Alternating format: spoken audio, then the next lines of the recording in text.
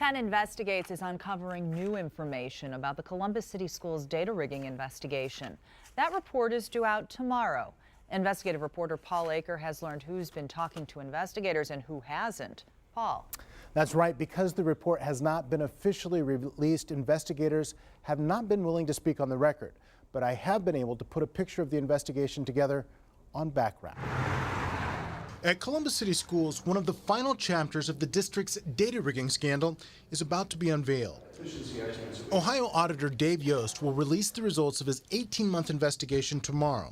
10 Investigates has learned Yost will send it to prosecutors to consider criminal charges. Among the key players in the auditor's investigation, Stan Pyle, whose name was on grade-changing documents, data guru Steve Tankovich, and former Superintendent Gene Harris. 10 Investigates has learned some of the employees here at the district involved in the probe have cooperated with investigators, while others have not.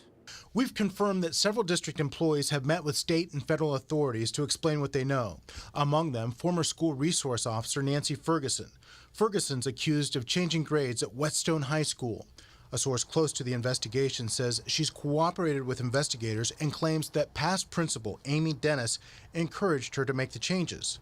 But other information is not coming so easily. Tankovich has never answered the door for 10 Investigates. Sources say he's also refused to talk to investigators.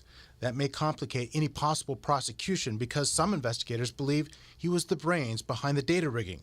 And what about the woman who hired him? Sources say as of this morning, former Superintendent Gene Harris has not been interviewed.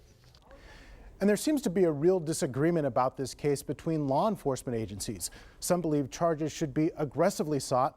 Others are less convinced prosecution is appropriate. Paul Aker, 10 Investigates. Paul, thank you. The state auditor will release findings of the Columbus City Schools special audit tomorrow at 10:30 a.m. Watch it live on the homepage of 10tv.com.